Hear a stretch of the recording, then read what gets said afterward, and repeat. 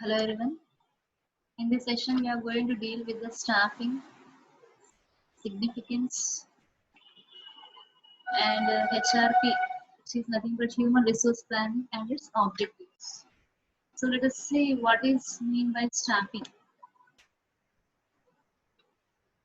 So staffing is nothing but the process of hiring eligible candidates in the organization or company for specific positions.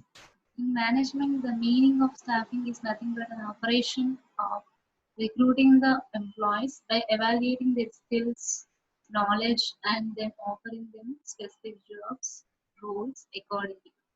So here, staffing is nothing but recruiting the right people in the right position at right time according to the skills and placing them into the right specific position in the organization for reaching the company goals. You consider the functions of staffing. So the staffing involves the determination of manpower requirements of the enterprise and providing it with adequate competent people at all levels. So first thing is it determines how much manpower is required in the company so that it is going to conduct the uh, selection process then accordingly at all the levels. So first it will determine how much manpower is going to require in the company at all levels, and then according to that it is going to select the persons accordingly by some functions. The staffing function performs some following sub functions.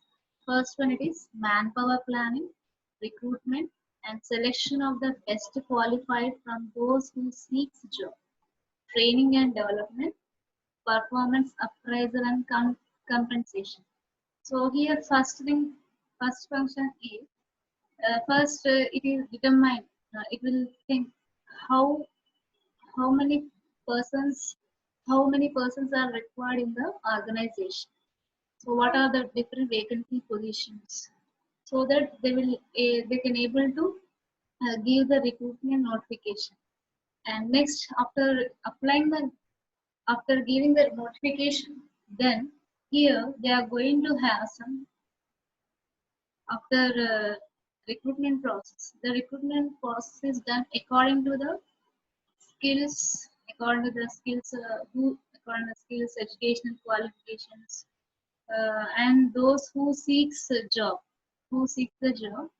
uh, based upon the recruitment position is going to be given. And then after the recruitment process, here we are going to give the notification, and after that we are going to conduct some written examination. So further filtering steps are going to be done in the selection of the persons. So after selection of the best qualified person from those who are going to seek the job, then that person is going to undergo training as well as development in the organization. So he is going to uh, give a training by the organization. And after in the training, if the performance of the person is going to be satisfied, then that person is going to placed in the placed in the required position of the organization. So what is the significance of staffing? So the staffing function has assumed greater significance these days because of various factors. So staffing is nothing but a separate department which exists where we are going to have every person. In every department, we are going to have some HR department where the department is to main function is to select the people who are going to work in the organization. So every manager is going to engage in performing the staffing function when they participate in selection, training, and evaluating their subordinates. So it plays an important role. The significance of staffing is nothing but nothing but it has self department where the department function is to select the persons who are going to work in the company. based upon their skills, educational qualifications, and place them in the right position. So what are the various reasons which have increased the significance of staffing functions? So why there is a separate department for only the staffing? Because it plays an important role. So due to this significance, what let us see what are the different functions made this staffing important. So due to this staffing function, it can able to increase the size of organization. For example, if you recruit the right persons with the right knowledge in the right place at right time, then you can meanwhile the render you can able to extract the services of the right people in right time, so that the production of the company increases by their innovative ideas. So with this, whenever the production increases, automatically the size of the firm increases, so that we can able to maintain different branches throughout the globe. So this may increase the size of the organization. And next one, so advancement of technology. If you make use of the manpower in right time, then we can able to use the technology in advance, so that we can able to have good production and we can able to reach the company goals in time and earn profits. And next one is long range needs of manpower. Long range needs of manpower means here, uh, whenever you're going to, due to this staffing, we can able to have a good structure in the organization. So without manpower, the production unit cannot be complete.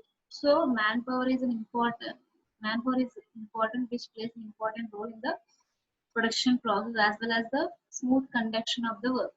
So for that, if you in this process, in the entire process, if you observe any deficit of the persons, then the work may delay. So in order to avoid the delay, here the continuity of the manpower is required in each and every place in the organization. And next one, recognition of human relations. So due to in order to identify the human relations in the company, regarding maintenance and regarding the correlation with the workers, and also in order to maintain the human relations, they will also recruit some persons, okay, in order to maintain the human relation for smooth conducting of the one work environment. So then coming to the next topic, HR planning, nothing but human resource planning.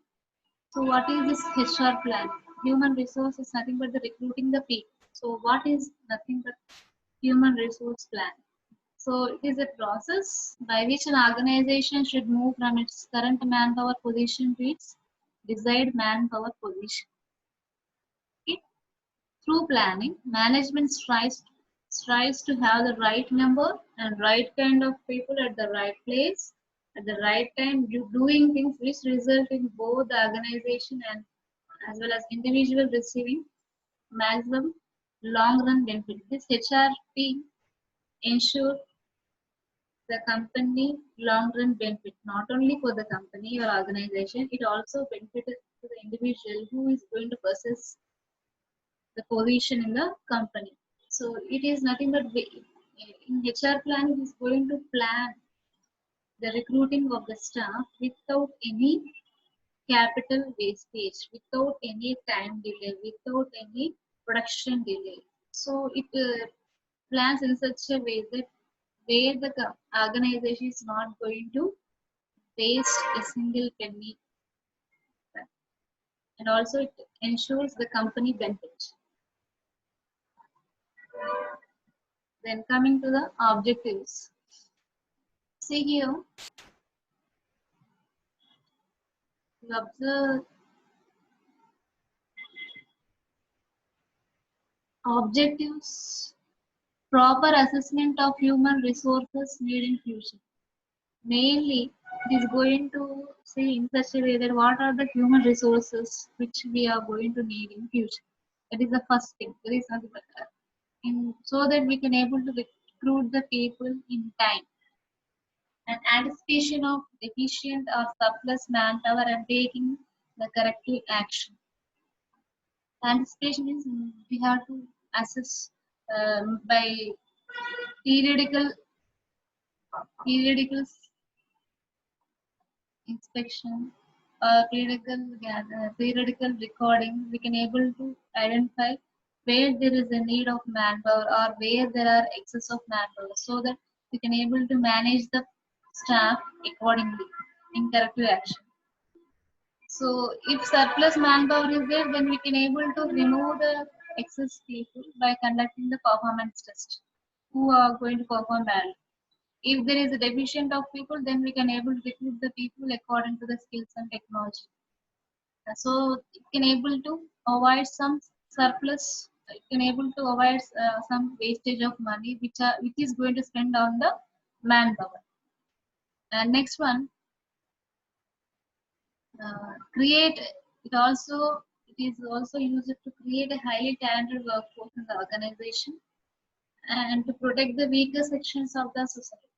Weaker section means through this HR planning, it can also encourage the weaker sections by leaving them by offering some employment opportunities according to the economical criteria.